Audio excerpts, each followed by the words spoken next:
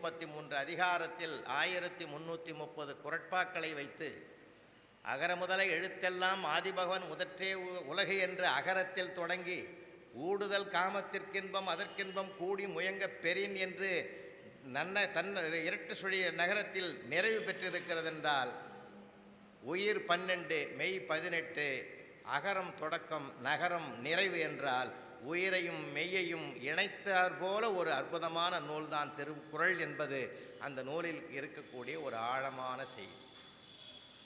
நம்ம எவ்வளவு போனாலும் உள்ள அது ரொம்ப இனிக்கும். எவ்வளோ வேணான்னு வீட்டில் கூட பார்த்தீங்கன்னா ஒரு கணவன் மனைவியை பார்த்து சொல்கிறோம், செல்லம் நீ எனக்கு திருக்குறள் மாதிரி, போங்க உங்ககிட்ட எத்தனை அதிகாரம் இருக்குது, உங்ககிட்ட எத்தனை அதிகாரம் இருக்குதுன்றத அப்படி ஒரு சொல்லக்கூடிய ஒரு சுவை கூட அதற்குள்ளே நாம் எடுத்துக்கலாம். ஏன்னா திருவள்ளுவர் தொடாத இடங்களே கிடையாது சார். எப்படி பேசணும், எப்படி எழுதணும், எப்படி படிக்கணும், எப்படி பழகணும், எப்படி வாழணும், எப்படிலாம் நன்னடத்தைகளை எப்படிலாம் சேர்க்கணும், ஒரு தேன் கூடு கட்டுவது போல ஒவ்வொரு பண்புகளால் மனிதன் தன்னை உயர்த்தி கொள்ள வேண்டும் என்று என்ன ஒரு அருமையான தொட்ட இடங்களிலெல்லாம் மணக்கக்கூடிய அளவுக்கு எழுதியிருக்கிறார். அதில் நம்ம நிறைய சிந்தனைகளை கொண்டு போகலாம். ஒரு தனி மனிதனுக்கு அவர் எடுத்து சொல்லக்கூடிய அறிவுரைகள் ஏராளம். இன்னும் சில இடங்களில் அதிகாரத்திலேயே ஒரு அழகுபடுத்தி இருப்பார். சிலவற்றையெல்லாம் உடைமை உடைமை உடைமைன்னு எழுதுவார். அன்புடைமை, அருளுடைமை, அறிவுடைமை, பொறையுடைமை, இதெல்லாம் நான் உடைமை பொருள், என்னுடைய சொத்தை நான் உடைமைன்னு சொல்கிறேன் இல்லைங்களா, இவையெல்லாம் மனிதனுக்கு நிரந்தரமான சொத்தாக இருக்க வேண்டும் என்பதற்காக அதுக்கு உடைமை என்ற ஒரு சொல்லை கையாண்டு அதிகாரத்திலேயே ஒரு அழுத்தம் கொடுப்பார். சிலவற்றுக்கெல்லாம் இனியவை கோரல், பயனில சொல்லாமை, புறங்கூறாமை, பொய்யாமை, கல்லாமை, கல்லாமை என்று அப்படியே கொண்டு வந்து சில இடங்களில் அப்படி ஒரு அதிகார தலைப்புகளை வைப்பார். எல்லா இடங்களையுமே பார்த்தீங்கன்னா ஒரு தனி மனிதன் எப்படி இருக்கணும். அதனால்தான் திருமூலர் சொல்லுவார், யாவர்க்குமாம் ஒரு இன்னுரை தானேன்னு முடிப்பார் அந்த பாட்டில். எல்லாருக்கும் எதாவது சாதிக்க முடியலைனாலும் ஒரு மனிதனுக்கு மனிதன் ஒரு இன்னுரை. மேம்பாலம் கட்டுவதற்கு 1000 கைகள் தேவை, உறவு பாலத்தை கட்டுவதற்கு இனிய வார்த்தைகள் தான் தேவை. ரொம்ப சிரமப்பட வேணாம். ஐயா வணக்கம்னாலே அது யாரும் தெரியாது, முன்பின் தெரியாது, ஐயா வணக்கம்னு அவரும் பாருவார். இந்த இனிய வார்த்தைகளுக்கு இருக்கிற ஈர்ப்பு உலகத்தில் கிடையாது. அதை மறுப்பவர்களுக்கும் அவர் சொல்கிறார், இனிய உளவாக இன்னாத கூறல் கனியிருப்பக்காய் கவர்ந்தற்று. உங்கள்கிட்ட கனியும் இருக்கிறது, காயும் இருக்கிறது. காய் வெறுப்புக்குரியதாக இருக்கலாம், கனி விருப்பத்திற்குரியது. விருப்பத்திற்குரிய வார்த்தைகள் கனி போன்றது, அதை கையாளலாமே. பெரிய பெரிய கஷ்டமானதெல்லாம் சொல்லலை அவர். பின்பற்றக்கூடிய எளியதை ஏற்றுக்கொண்டாலே போதும், நம்ம வலிமையானவர்களாக உலா வரலாம். அவருடைய அடிப்படையே அதுதான், இன்சொல். மனிதனுக்கு மனிதன் தானே பேச பழக முடியும். மிருகங்களிலிருந்து மனிதன், பறவைகளிலிருந்து மனிதன் வேறுபடுவதற்கு எது காரணம்? அவற்றுக்கெல்லாம் 5 அறிவு வரையில் அவற்றுக்கு ஆற்றல் இருக்கிறது. ஏன் எறும்புக்கு இல்லையா?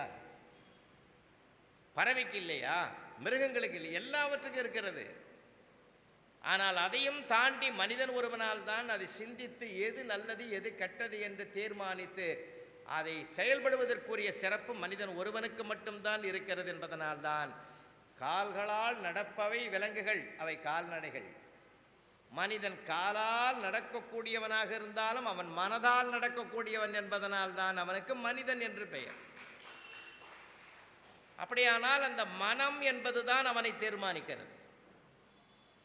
மனம் என்ற ஒன்றுதான் அவனை இயக்குகிறது. அந்த இயக்குகிற அந்த மனம் எப்படி இருக்க வேண்டும், அதற்குள்ளே எவ்வளவு கொள்முதல் கொள்ள வேண்டும் என்பதுதான் திருவள்ளுவர் கொடுக்கிற மிகப்பெரிய உளவியல் பார்வை. ஃப்ராய்டு எழுதுவார், மேல் மனம், நடுமனம், ஆழ்மனம். மேல் மனம் என்னை பற்றி சிந்திக்கும், நடுமனம் என்னை சார்ந்தவர்களை பற்றி யோசிக்கும், சிந்திக்கும். ஆழ்மனம்தான் ஜீவாத்மாவையும் பரமாத்மாவையும் இணைக்கக்கூடிய, அல்லது நான் எதை நோக்கி பயணிக்கிறேன் என்ற லட்சியத்தை நோக்கி அது பயணப்படும். ஆழ்மன சிந்தனை தான் விஞ்ஞானிக்கு அந்த கோணத்தை இது கொடுக்கும்.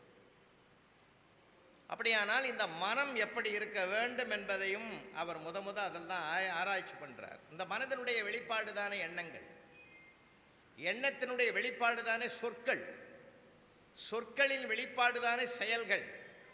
அப்போ எண்ணம், சொல், செயல் இந்த மூன்றும் ஒரு நேர்கோட்டில் நிற்க வேண்டும் என்றால் இதை உருவாக்குற அந்த களமாக இருக்கக்கூடிய மனம் சரியாக இருக்க வேண்டும். அதனால்தான் மனத்துக்கண் மாசில் அண்ணாதல் அனைத்தரன் ஆகல நேர பெறன்னு ஒரு கொல்லம். உலகத்திலேயே இருக்கிற தர்மங்களிலே தலையாய தர்மம் அது. இப்பெல்லாம் அறம் என்பது கூட மாறுபட்டும் வேறுபட்டும் கிடக்குது இல்லைங்களா? எல்லா வாழ்வை தீர்மானிப்பதே அறம் தானே, நல்ல சொற்களை தீர்மானிப்பதும் அறம் தானே, செயல்களுக்கு காரணம் அறம் தானே. அந்த அறம் தான். அறத்தை பிரித்து தமிழனுடைய வாழ்க்கை இல்லை. எந்த நூல்களில் எடுத்தாலும் அந்த அற சிந்தனையோடு தான் எல்லாமே இருக்கும். இப்போ மாறுபட்டு இருக்குது. எங்கள் தாம்பரத்தில் ஒருத்தர் சப்ரிஸ்டார் ஒருத்தர் ரிட்டையர் ஆகினார். பணி நிறைவு பெற்ற உடனே அவர் சமையல்கார்கிட்ட சொன்னார், பணி நிறைவு பெற்றுட்டோம்பா, இனிமேல் பென்ஷன் தான். நேற்று வரைக்கும் முழு சம்பளம் வந்தது, காய்கறி கூட்டு பதார்த்தத்தோடு சாப்பிட்டோம், இனி அப்படிலாம் முடியாது. நாம் 2 பேர் ஒரு நாளைக்கு வத்த குழம்போடு வை, ஒரு நாளைக்கு சாம்பாரோடு விடு, ஒரு நாளைக்கு வெறும் மோரோடு விடு, ரசத்தோடு விடு, துவையலோடு விடுன்னார். ஏன்னா இது எல்லாமே கதிரவன் ஹோட்டலில் இருந்தது. அது ஒன்றா செய்ய முடியாது, ஒன்றா செய்ய ஒரு நாளைக்குன்னார். சரி அப்படியே ஆகட்டும்ட்டான். இவர் 2 மாதமாக இவர் சாப்பிட்ட பிறகு தான் அவன் சாப்பிடுவான். இவர் தினம் போய் உட்காந்து சாப்பிடுவார், பரிமாறிட்டு போயிடுவான், சாப்பிட்டுட்டு போயிடுவார் இவர். ஆனால் அந்த 2 மாதத்துக்கு பிறகு ஒரு நாள் இவன் சமையல் கட்டில் உட்காந்து சாப்பிடும்போது இவர் சாப்பிட்ட உடனே உள்ளே போயிட்டார். அவன் காய்கறி கூட்டு பதார்த்தத்தோடு சாப்பிட்டுங்கிறான். அவருக்கு அன்றைக்கி வெறும் மோர் சோறு தான். அப்போ தான் கேட்டார், இது என்ன இப்படி சாப்பிட்றியப்பான்னாரு. சார் நீங்கள் தான் ரிட்டையர் ஆனீங்க, நான் இன்னும் ரிட்டையர் ஆகலை, அதனால் எனக்கு அந்த விதி பொருந்தாதுன்னா. அறம் என்பது எல்லாருக்கும் பொதுவானது. ஆனால் அறம் ஆளுக்காளுக்கு ஒரு அறம் என்ற ஒரு அளவுகோல் இப்போ வந்திருக்குது இல்லைங்களா? நான் பல இடங்களில் பார்க்குறோம். ஆளுக்காள் ஒரு அளவுகோல் வைப்பது அறம் அல்ல. அறம் என்பது அனைவருக்கும் பொதுவானது. அதனால தான் அவ்வை சொன்னால் அறம் செய்ய விரும்பு. அந்த மாதிரி ஒரு தொடர் யாருங்க சொல்ல முடியும்? ஏன்னா எதை செய்தாலும் விரும்பினா தான் நாங்கள் செய்ய முடியும். விரும்பாமல் கட்டாயத்துக்கோ வற்புறுத்தலுக்கோ செய்யக்கூடாது. அது தொடராது, அது தொடரவே தொடராது. உன் கட்டாயத்துக்கு தான் நான் செஞ்சேன்னுவான். ஆனால் நானே விரும்பி ஒரு செயலை செஞ்சோம்னா அது நிற்காது. அத்தனை பெரியவர்களும் அறிஞர்களும் விரும்பி இதை தொடங்கியதனால்தான் இது 60 ஆண்டு இன்றைக்கு எட்டி இருக்கிறது என்றால் விரும்புதல். அதுதாங்க உண்மையானது. நான் சொல்றது விரும்பணும்.